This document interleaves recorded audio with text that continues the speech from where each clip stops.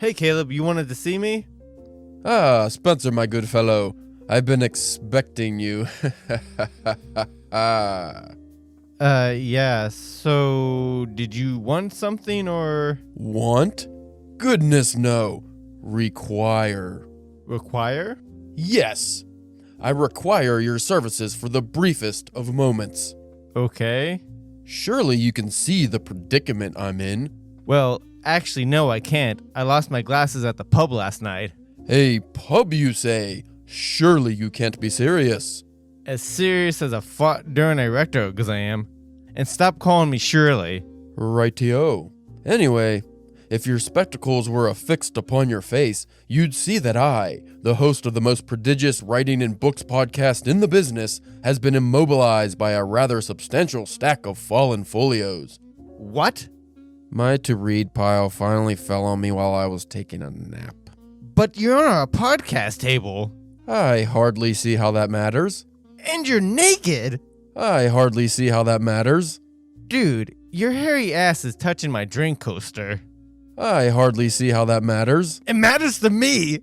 Can you just unbury me? No way. Your reckless reading got you into this mess. Blockhead! Wait!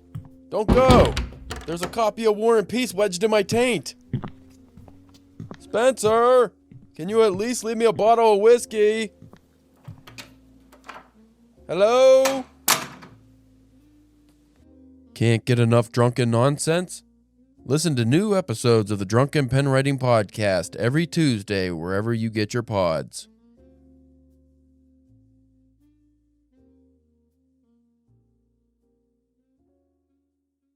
I have an announcement for your ear holes. Do you know? Oh, fucking, I'm tired. We're not taking this very seriously for 2 more episodes. Yeah, we're hitting the end of the year slag, the wall, whatever you want to say, really hard right now. We decided not to have any guests on for December, the rest of December, like until the new year. I didn't tell these guests.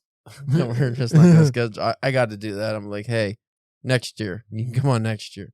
For now, we don't. No, this is the point. Are you even listening? Are any of you listening? Most of the time, statistically, at least half of you stop listening until January. Which I don't get why, because like I still listen to podcasts right now, but like I also, what I do for work, I kind of just, sneak things, you know what I mean? Like, but like, yeah, I guess that's kind of weird that, people do kind of stop around now. I guess they just go and marry making. There's a siren. There is a siren. Don't worry. It's only the third zombie apocalypse. I'm trying to see if it's the nuclear siren, or the zombie siren, or... Ooh, not that one. What's that? What is it? You don't want to know. I'll just say it deals with butt stuff. The butt siren. It's like a butt Armageddon. I don't want to tell you what the butts are doing. No, we have actually better news. It's a fucking brown note alarm. Oh, God! So at the beginning of the year, once we finish the Divine Comedy and do an episode on that, we were going to bring back our Murakami Minute. Yep. Probably going to have a couple this year. Well, now I know for sure we are. We were originally going to do a Wild Sheep Chase, which I've already read and you still have to read. Yeah. But I happened to find this cool collection that just dropped in October, Haruki Murakami manga stories. And it's a bunch of his most famous stories. I don't know why I sound like that. It's a bunch of his most famous stories. It appears to be 4. Yes. 4 of his most famous stories, and they have been turned into. It's not really it says manga, but it's in the English left to right. Yeah, format. Yeah, and the art's interesting, so I don't know if it constitutes manga exactly, but that's what it's supposed to be. That's the name of it, Haruki Murakami Manga Stories, and we are going to cover that first, and then we'll take a break for a couple months, and then probably spring or early summer we'll do a Wild Sheep Chase. Yeah. And I think that's all we didn't have any other book planned. This episode's about books. This is our recap episode for the year for books. So did we have any book goals going into the next year? Like, and for next year? You know what? We'll cover that on the main episode. This is just the lukewarm open. Yes. Cold. We had a fucking... Couldn't be chilly open? We had a blunder. Last week we discussed cold themed stories for a whole episode, and we didn't make any joke about the cold open. Fuck. We're dumb. Anyway, stick around and we will discuss our yearly book recap. The one episode everyone loves the most. Yeah. Woo. Well, I'll try to make it like gross or something. Talk about like ooze or pus. Goo. Or pussy pussies. Ooh. Oh, that's the worst. In your cat sweater. Yeah. Oh, I spilled tuna juice on it and it stinks. I did. Just right before I came downstairs. And it's a very thick fabric and it just soaked in and it fucking reeks. How does the missus feel about that? Yeah, she seemed indifferent, surprisingly. So anyway, yeah, stick around.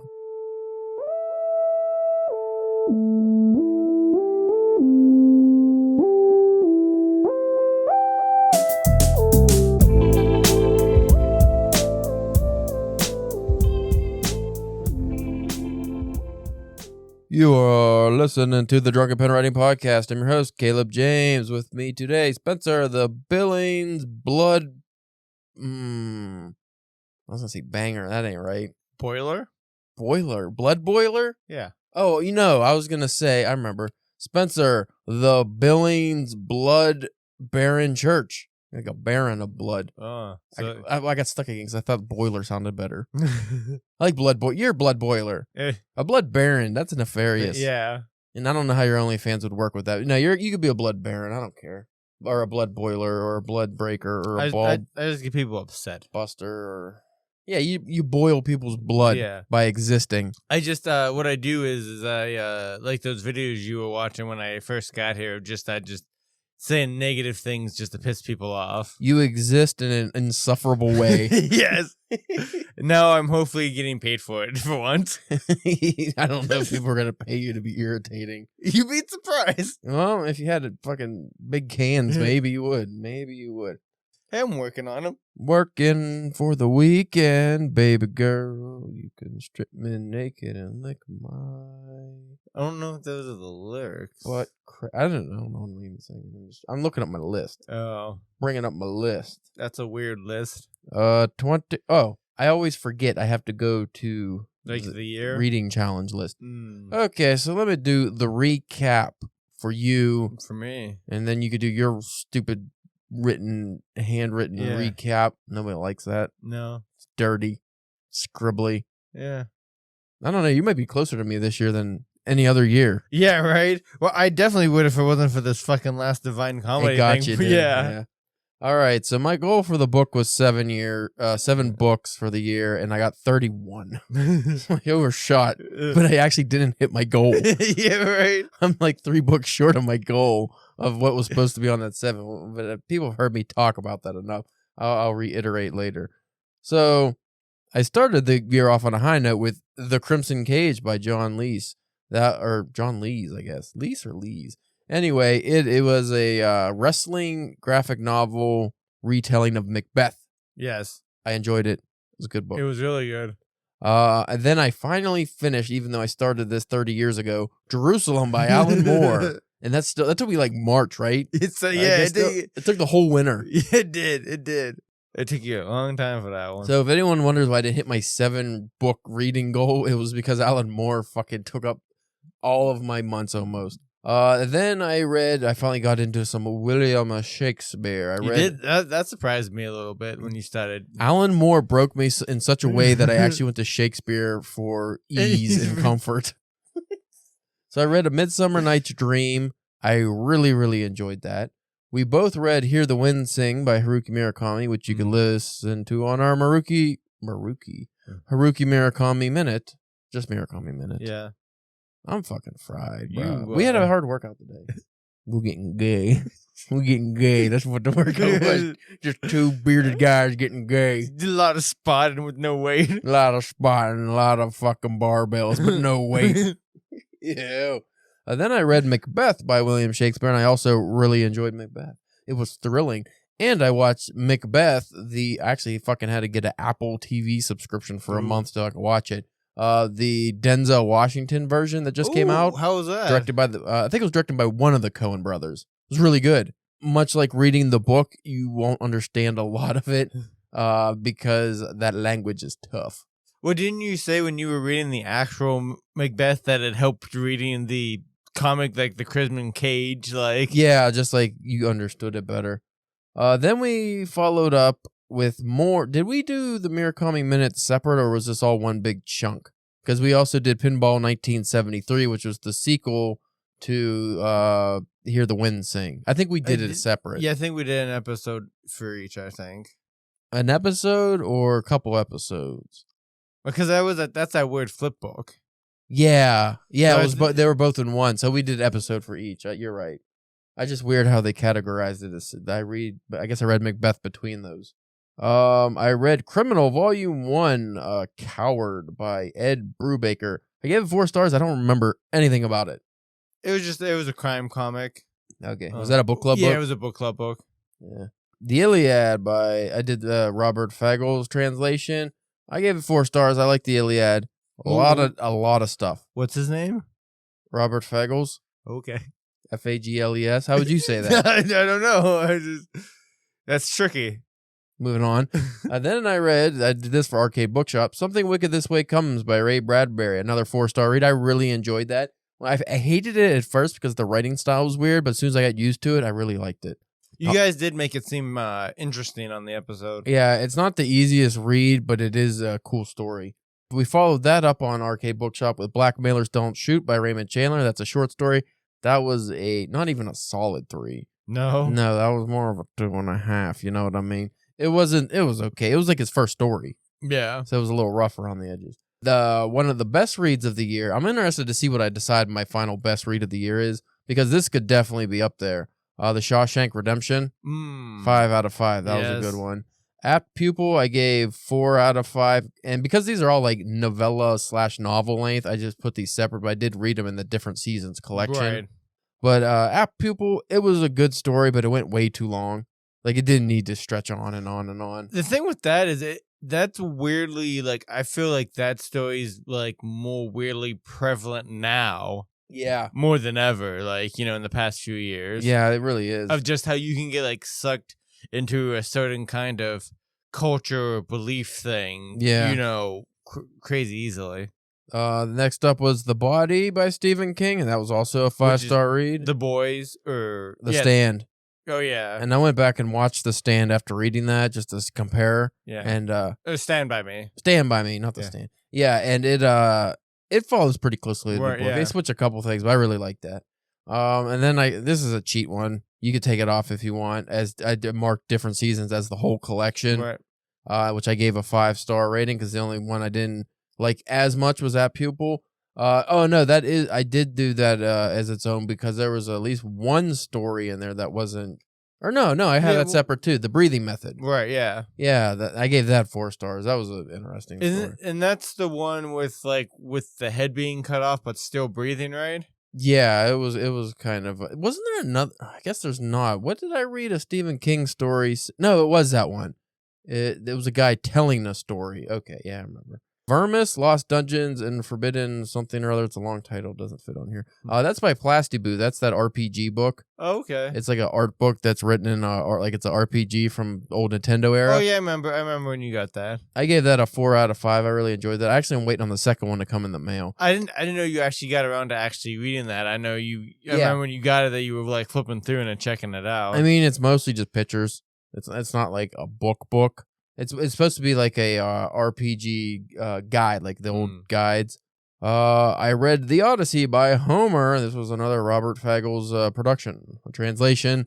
And that was a 5-star read. I really enjoyed that much more than I enjoyed the Iliad, even though I like the Iliad a lot. Rose Quartz Poems by Sasha Tokshablu LaPointe. That was a 4-star read. It was, I mean, it's hard for me to rate poetry. I mean, I liked it. But at the same time, I don't know a lot of what's going on. Shirtless Bear Fighter Volume 2, I gave a 4 out of 5. That was a solid follow-up. Yeah, Flapjacks. Animal Farm by George Orwell. I did that for Arcade Bookshop. That is a 5-star read. And by the way, you guys should check out these, the ones I'm naming for Arcade Bookshop, because we talk about those thoroughly on that podcast. If they're out, I don't know. Bryce, it depends on whenever. The order. We did so many in advance that I don't know, because then we started getting guests and stuff, so I don't know what order he's putting things out now. We both did The Plague for DPW as a book of the month by Albert Camus, and that was a 4 out of 5. Listen to that episode. We go very, very much in detail on our feelings on that, and I think that was a good discussion. Yeah, I think that was probably one of our more in-depth talks about a book. Yeah. I read The Sound and the Fury by William Faulkner. That was a 5-star read. That's also pushing for one of my favorites of the year. It was really, really good. What's the Furthest Place from Here by Matthew Rosenberg? It was 3 stars. You didn't really like that one, I think. That was with like the kids, like the group of kids. It wasn't a popular one for the book club. The Ionid I gave 3. That's by Virgil. That was also Robert Fagel's edition, translation.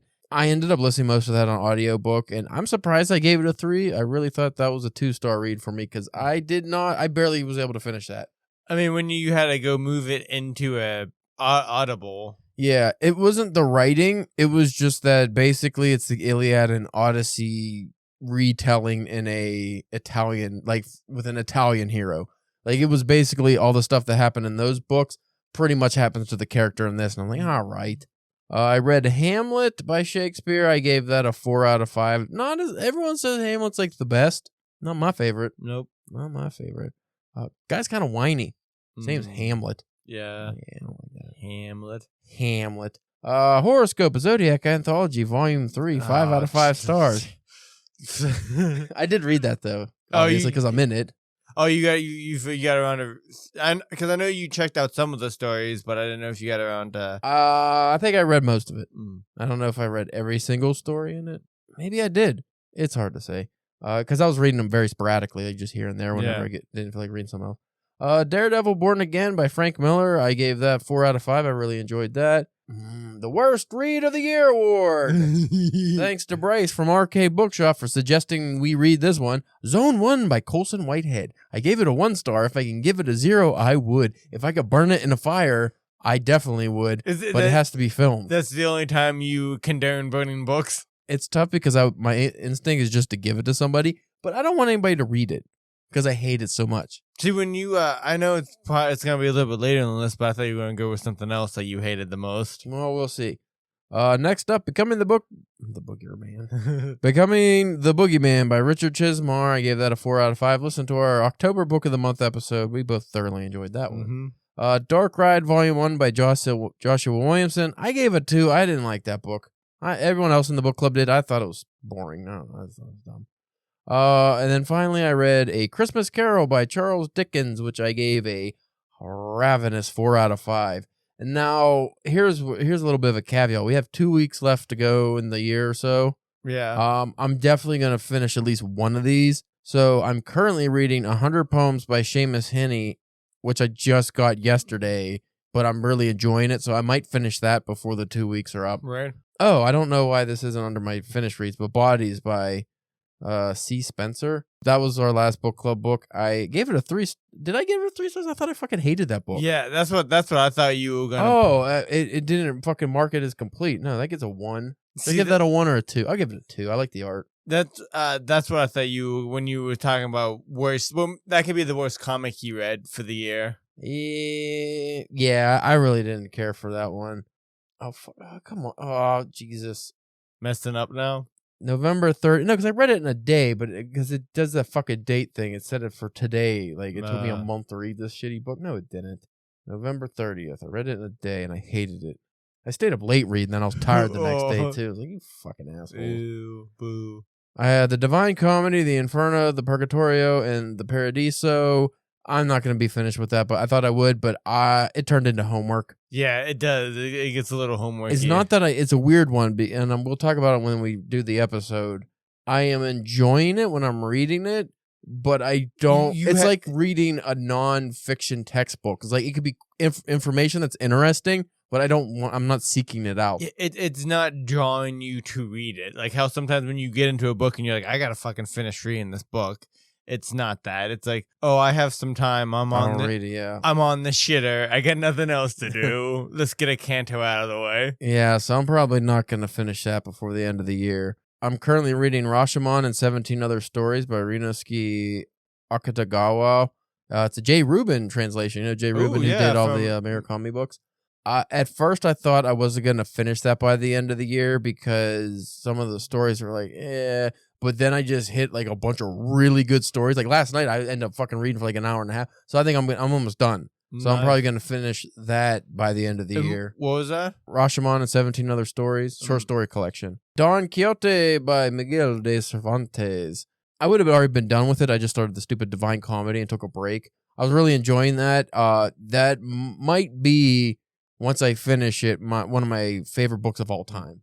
I was gonna say it's kind of hard to read two different books that are almost over 1,000 pages each. Yeah, the only problem with Don Quixote is because like it's split into two books. It was technically two books. Like one came out a good while after the first book. The first book is highly funny. It's highly entertaining, and you just breeze through it, and it's really good. The second book, it's in the exact same vein, but it's almost like a comedian kind of like going through their best jokes tour.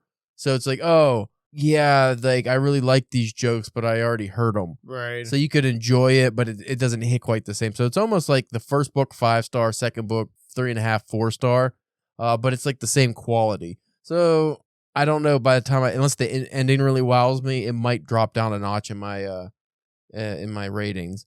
And then I'm still like that first 5 by Henry Rollins. I only read the first novel out of that. Yeah. I'm not going to finish that anytime soon. And then the Byline Selected Articles and Dispatches of 4 Decades by Ernest Hemingway. That's his nonfiction collection. I stopped reading that like a year and a half ago. I was really enjoying it. It's just, again, nonfiction. What I was doing is I was reading like a thing a day, and I got like halfway through. I need to just go back to it, but I won't finish that anytime soon either. Your turn. Okay, so I started out the year with the YA trilogy, believe it or not. A young adult trilogy, because Mr. Neil Gaiman was involved, but I think he was mostly more involved with like the first one, and just kind of like came up with like ideas, like like plotting and stuff for the second one, where the co-writer did the majority of the work on them. But so the first book is called Interward, which is like, if you were going to look up the series, it'd be like the Interward series. So there's the Interward, the Silver Dream, and the Intonal Will. And they're all about this kid, Joe or Joey, who him and all his different versions of himself throughout all the different universes have this ability to like walk in between the wards and stuff like that. Yeah. And then so there's there's like a corpse of them. Like there's a big group of all these different Joeys from different Earths, and like some very like, there's like a wolf kind of version. One has wings. There's a female versions and stuff like that.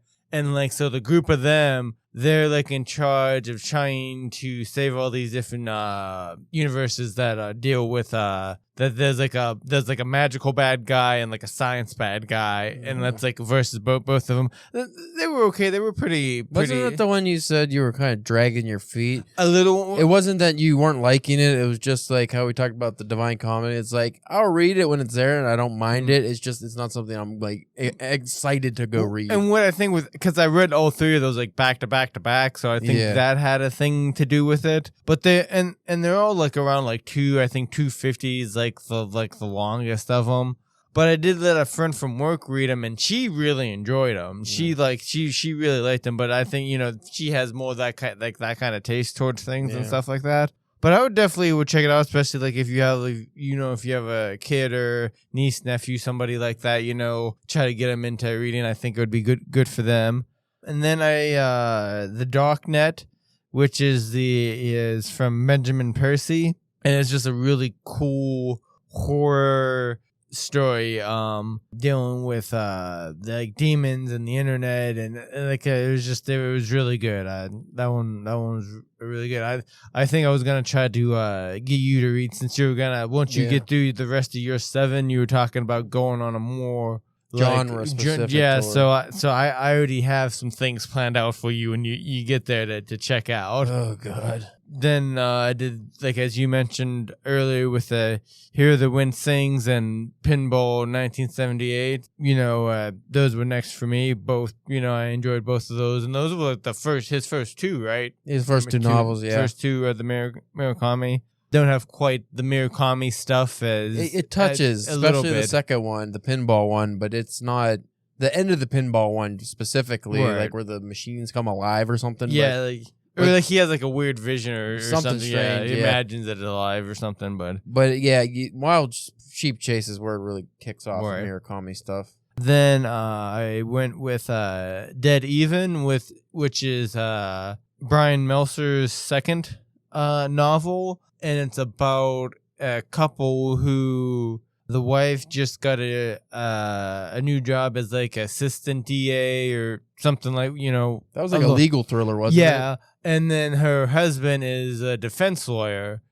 And through a ridiculous situation, they get pinned against each other in a court case. And on each one of them sides, they have different people telling them, like, hey, you're going to win or I'm killing your significant other. So, like, they're being, like, super dicks to each other, trying to get information from each other, looking through their briefcases, things like that. And it's just this funny thing of, like, them being dicks to each other, but they're trying to help each other, and it's like that. Yeah. And again, like, and this was like another one that was like written in like the mid to early 90s. Mm-hmm. So just with like technology and stuff wasn't as prevalent and stuff right there. So, but it was really good. It was one of my favorite books of the year. Then I read I, Robot, which was completely different from anything what I thought it was going to be, because that Will Smith movie, like, I knew like that. Well, you said the book hardly had any Will Smith in it. No, it had nothing to do with it. It was literally like it slowly went through some of the years and of just like the progress of like how, like, you know, robots kind of how they first kind of started showing up in homes and how they kind of became more popular and like then sending them out into space for mining and things like that. And I guess like they had like some characters that was in the movie, like they took from that to make the movie. But whenever I was like looking up things and researches, like that Will Smith movie, they kind of took like a character and a thing from a different part of like the iRobot series, where there's like that I think they're on Mars or something like that. And there's a detective who has a robot as a partner and stuff like that, which I would want to eventually get around to reading that. But yeah, it just wasn't what it was. It wasn't bad. It was not like, you know what I mean? They pulled nothing from this for that movie. Like they just took the name because, you know, iRobot sounds like it's a good title. And then you had me read The Sailor Who Fell from Grace. No, that's The Sailor Who fell from grace with the sea or something. Yeah, Sailor Who fell from grace. AKA, kid watches his mom get banged out all the time. Like, there's murder in it. Yeah, alleged. We might. It gives the illusion of murder. You know, you don't actually get to see the murder when that's about to happen. They're like, oh, we're gonna end the book. You wanted a taste of some real Japanese lyrical prose. There you go. That's actual literary fiction from Japan. I suppose. I mean, it was written well and everything like that. You know, it wasn't like the writing was bad or anything. It was just like one of those just like, oh, this is really gross and kind of weird. Yeah, we come across a lot of that in the Japanese fiction, actually. Like weird shit with kids. We do. Like Coin Locker Baby is the very beginning of it. Like, yeah. Whew. Then I went with Finder, which is a second in the what's the character's name? It's like something Abigail Kodiak. It's written by Greg Rucka, who's a big comic book guy. You know, it's about this like guard who is or like a personal guard, and just more of like the. It's kind of hard to explain without explaining what happened like in the first book and stuff, but it's a good thriller, like action adventure and stuff like that. It's about rampagingly gay sailors on a spaceship. No, that's the story I want to read. No. And then the Plague, as you mentioned earlier, was what I read next. And then I read The Road, which was just fucking bleak and depressing and just like. I mean, real holiday pick me up. Yeah. Now, granted, it was a Cormac McCarthy book that I finished. Yeah. So I gotta give it, a props for that. You're 1 for 1 now. Yeah, I have You're 1-1. Yeah, I've 500. Yeah, I've read one and read half another one or a quarter of another one. But yeah, I mean, it was all right, but you, I mean, you already already let me know going into it, and it was a good thing that it wasn't like Winter, the dead dregs of winter, and that it wasn't like that long of a book, because like I don't know how many more, like, well, it doesn't even have chapters or anything in it. No. Like it's weird breaks, and there's like just the boy and the man, and like did he never give this kid a name? I started to think, like, is this even his actual like father, or did this guy just like find this kid? Like, it's hard to say. It's a weird story. And then becoming the boogeyman. Like you said, check out our earlier post, and then even if you want to go farther back of our episode on the book before that, chasing the boogeyman. But again, that's up there. That was one of my good, better reads for the year. And then the Sky Vault, which is another Benjamin Percy novel. It's his end of at least the first set of the Comet trilogy, where he has like this new metal that gets introduced to Earth, and like they're able to do a whole bunch of, and so like, because each book kind of dealt, like the first book kind of dealt with like the industry of like building things and manufacturing of things, and then the second book dealt with like the how it affected like the environment and things like that, and then this third one really dealt more into like just kind of like where like the metal came from, and like a secret history that took place early, like in the 60s and stuff. Right, it was really good. I would give anybody who is kind of into like that, like rampagingly gay pirates, and like science fiction kind of stuff. It was really good. And then that's all the stuff that I finished. I don't know if I am able to put, because I have finished Inferno. Yeah. So I don't know if that counts as a book, as one. Sure. And then I'm about like halfway through. They sell them as individual books too. Yeah, so because they're each like almost 300 pages long. Right. So like I finished the Inferno, and I'm about halfway through the Purgatorio. Yeah, Purgatory. I mean, I'm just calling it Purgatory. Just add the O. That's not hard. Purgatorio. Spaghetti-O. Spaghetti. Yeah. I'm about halfway through that. So I'm hoping to have that done by the end of the year or the very beginning of the next year, and then I might take a break from that and try to get some other stuff in, considering how, depending on where you end up at. I'm very far behind. And then I don't know where Bryce is at on it, so I think he just started reading the Bible. You know what, like again, like we'll get into it when we talk about that one, but like I'm just finding like if I was ever wavering on what I like my religious beliefs and stuff like that, that just firmly just sits into like, this is fucking dumb.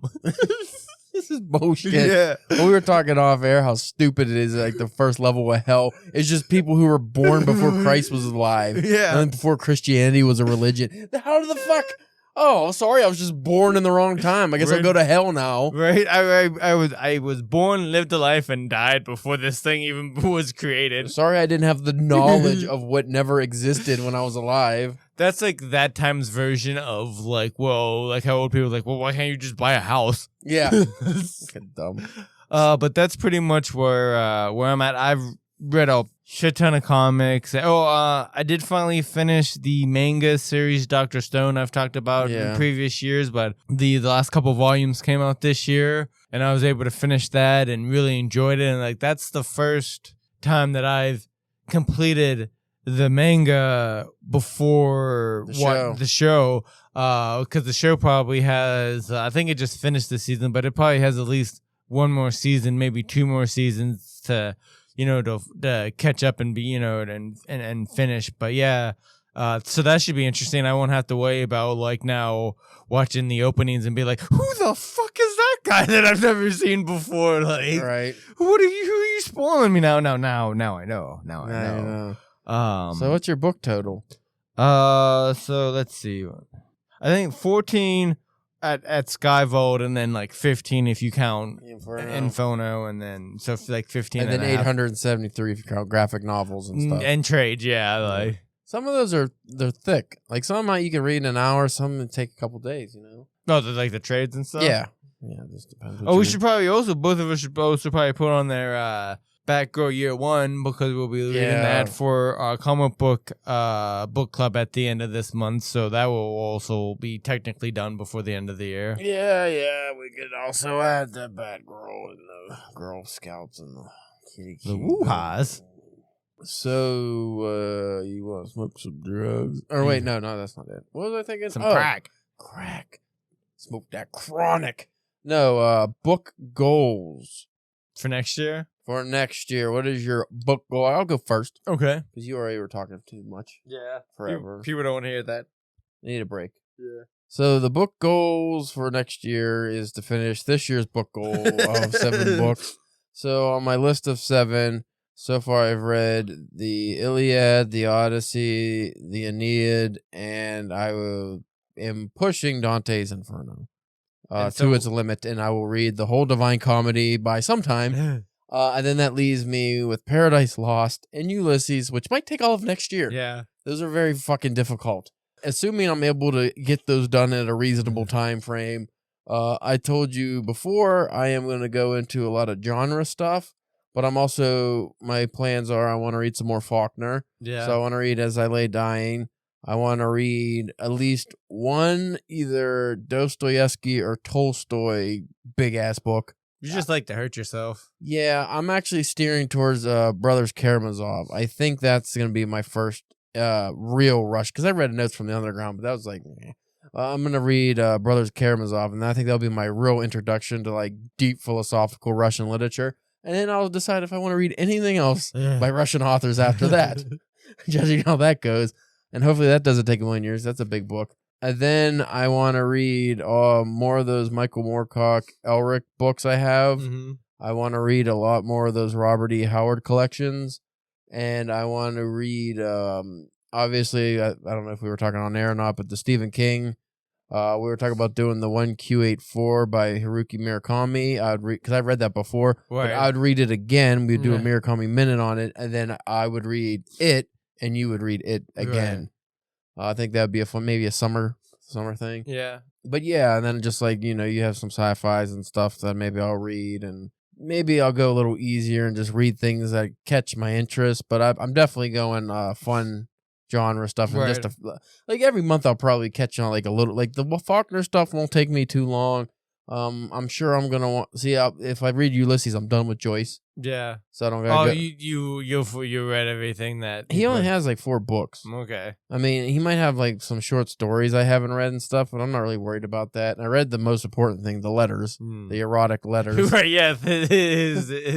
His masterpieces. Yeah. Oh, I guess I'm completely incorrect. I didn't read all of his work because I didn't read his fucking magnum opus of nonsense, Finnegan's Wake. But I'm not gonna ever read that. Nobody reads that. You're not gonna even attempt it. There's no words. It's not real words. When's that ever stopped you? All right, you're at Jerusalem. Oh, for the inebriated reading challenge, me and Ashley are gonna do that S book right there. S by J.J. Abrams. Oh, you're bringing that series back. It's not a series. It's that fucking... the Drunken... Oh, the inebriated. Yeah. We were talking about that before. I actually got him a copy of the book for Christmas so we can read it. Because we were talking about that, because that's like a really fucking weird book. It's got all kinds of shit that goes with it. I think it would be really fun. Might be one we actually enjoy for the ergodic literature. Yeah. At least try to read 1 or 2 of those kind of things every year, like House of Leaves type of stuff. But I think I'm going to read more Shakespeare. I'm going to read, like I said, I'll probably still dive into a bunch of literary fiction that I don't plan on. Yeah. But, my fucking fancies change with the wind. Like, I'm all of a sudden, I'm like, you know what? I actually want to read this super dense, giant Dutch book. What about you? Well, I always try to keep my goal a little bit simpler I don't have a book goal, by the way, like an actual number this year. Usually I try to get towards like 50 or so, but like I'm not doing that this year. So again, I just try to shoot for my 12 a year. Yeah, one a month, but I can normally get around to like 14, 15, which that makes me, pretty good, I plan on, I still got like my, I still have a couple of Benjamin Percy novels, like a lot of the people like that are on this list, it's gonna be just like a lot of like reading like their next book, like the Brad Meltzer's, that kind of stuff. I want to at least read one more Vonnegut book. You know what I mean? I want to read because Yeah. I didn't read any Vonnegut this year. You need to read some Junji Ito. I'm gonna Yeah. read some more of his stuff as well. So there's just like a lot of that. I want to read. I guess it would be considered more literature fiction, but it's like the I want to read stuff like Fahrenheit 9/11 and 451. oh yeah 451 Or and is that 1984 Animal Farm. Read Animal Farm. You know, maybe go back and try to check out some like H.G. Wells like short stories, the Vonnegut kind, you know, like kind of stuff, like, you know, like that. It's literature-ish, but I also feel like it'd be more entertaining, and stuff like that. Well, what's gonna be your author that's out of the blue that you had? Like I said I was gonna read either Dostoevsky or Tolstoy, like a new author that. Yeah. I mean, I read the Notes from the Underground by Dostoevsky, but like I haven't read any of their grand books, you know, any of his or Tolstoy's. So who's gonna be your like outlier? Okay, I'm gonna try this new author that I've never read before. I don't know about new author yet. I know I want to read some more. Hey, can we fucking read Unknown Mail by Nicholas Obergon finally? yeah, we probably should. But with the Mice and Men, John Steinbeck. read some more of actually him. Some of his bigger books. Yeah. There is like some stuff like I wanted to read. I was gonna see what you thought about it. And I've kind of mentioned it before, as like maybe we could do that as like part of like a mini kind of series for the podcast, but we like read things that like books that have been made into like movies and shows. They like because like especially recently, like I heard like Jurassic Park, like the novel is just fucking like horrendous, like, you know, just like violent and stuff like that. But they like, have one of those Barnes and Nobles, like those books I have there. They have one of those that I always see. But I always thought Jurassic Park was lame, like as a book. Like I don't know, I just like Star Wars, like just fan fiction. What is this? Yeah. Well, I mean, they got the book was fair, so. Oh, yeah, all right. But like, you know, made like that, Willy Wonka, Jaws, One Flew Over the Cuckoo's Nest. One Flew Over the Cuckoo's Nest. You know, different, you know, kind of different things like that. I mentioned before, but I'm just interested to see like at least reading the first one, like the first Oz book, like, you know, that like that kind of stuff. There's a manga series I want to, because during like COVID, I was able to get all the volumes. I've talked about to you before, and I mentioned on here that Yu Yu Hakusho. Mm-hmm. So like what I want to do is like I want to read the manga because I've never read the manga, but I've watched the anime. But so like I want to read and I want to rewatch the series. I just don't know if I'm going to like read the whole thing first, or like read sections of it and then like watch sections of the anime and then go back to like, you know what I mean? I haven't decided yet on. You know what would make all this easier? What's that? Dump American comics. But no more American comic books. Just go manga. But I want to read Spider-Man and Nightwing. I was gonna specifically say dump Spider-Man. And Nightwing. Is it even good anymore? It's that's a whole. It's terrible. It's fucking terrible. Just say it. It's better. This had the previous run for the past year or so has not been the greatest. It has not. But this storyline that they're working on now has been a little bit better. But yeah, in general, it has not been the greatest. Could you stop and read things that are good? But I don't wanna. Why? Because I wanted to support the characters that I like. No, it's just obsessive behavior. It's a little bit of obsessive behavior. You're just feeling like you're gonna miss out on. You're not gonna miss out on anything. Because what I know what's gonna happen, like if I do stop for a while and then I get back on, I'm eventually just gonna go back and get those issues anyways. Like, you know what I mean? Like, you got a problem. Sell all your comics and just be a manga guy. Just switch. Make the switch. Make the switch. The fucking ship's sinking. Yeah. Superhero comics, American superhero comics, the ship's sinking. If it's not already sunk, you need to get off. It is bad. You need to jump ship. Get on one of those Japanese cruisers and just fucking live it up. Yeah, the whole being like the main comic companies being owned by major corporations has not helped the industry at all. It has not. So anyway, that is our yearly book recap. Yeah, it was longer than what I thought it was going to be. Yeah. Next week's episode, I know it's exciting for you folks, just like it is for us. Our writing recap and writing goals. I'm actually really excited about that one because we actually, for the first year, made some progress since we started this fucking thing. Actually, have things to brag about. Like, actually have news to celebrate. Actually have writing things because we finally said, you know what? Let's take it serious. Right. Instead of publishing our own stuff, let's actually see if people will publish our work. And oh my god, they have. Right. So we actually have things and things in the works too, which I like. And eyes on other things. Yeah, well, I got my eyes on. No. So if you folks like our content, give us a like and a follow and a subscription and a review and some money and donations. Hit them likes. Buy us a coffee. I don't have the coffee thing, but buy us a cup of Joe. Subscribe. Give us money on Patreon. Just mail us support our Kickstarter. Anything else people do? Check us out on Mastodon. I don't fucking know. Blue Sky. We don't do these things. Maybe we should, but we don't. Just check us out at DPW Podcast on Instagram, Facebook, YouTube, and X, Twitter. You can check Spencer out this week. He is the Billings Blood Boiler Church on OnlyFans. Is that what you're going with? Boiling blood? If that's what you anoint me. Double. I was going to do the Macbeth, but you know what? I'm just stopping before I get ahead because then I'll just go into a whole soliloquy and I'll just be tomorrow and tomorrow. And we don't need that. No, I haven't been practicing. That's one thing that Benjamin McAvoy from Hardcore Literature always promotes is committing things to memory. So you should always have verses you could just recite.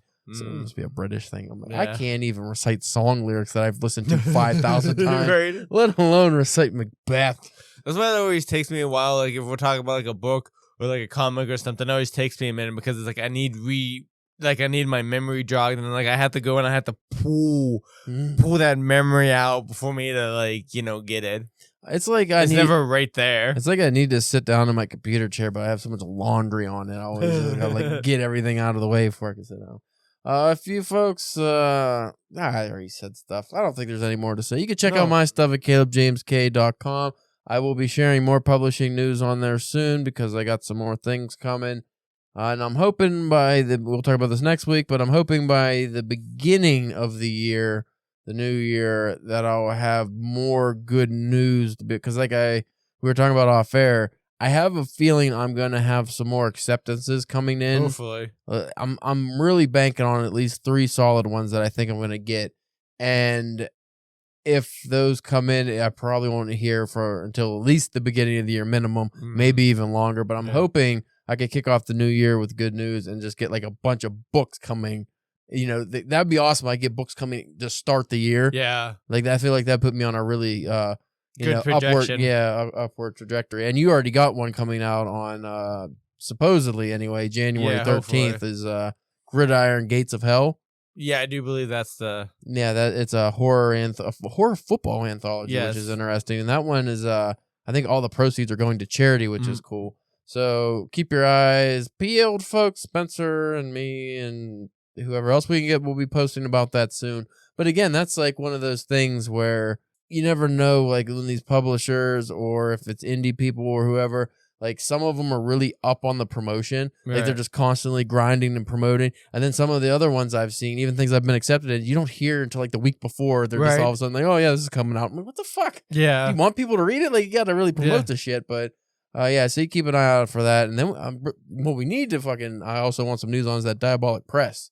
Yeah. Like, I'm really looking forward to seeing, because they put the cover out for that first issue, which looked fucking cool. Yeah, I still haven't heard anything, yay or nay. Like, I wonder if that's another thing, like, I didn't get, oh, yeah, you didn't hear from them yet. No. I didn't hear, I don't think they asked for my address or anything, like, to send the book. They said they'd send a book, so, but that's, like, I think that's coming out in February, right? Something like that, I think so, yeah. That'd be cool, because then I'd have 2 books coming out in February. Well, that'd be a magazine. Yeah, that's a magazine. It's a horror lit. We don't know. We never found out if that was the thing. Yeah. When you submitted, we were like, I don't know if this is actually a horror magazine. Yeah. So I don't know. Like, you kind of edge towards thriller. Right. So, but I mean, you haven't been rejected, so that's a good sign. Anyway, folks, we'll talk about that more next week, and maybe Spencer will have good news by then. Yeah. Or maybe he'll be rejected and he'll be sorrowful in his publishing rating. We'll fucking tank. Tank. Anyway, we'll check you out next week.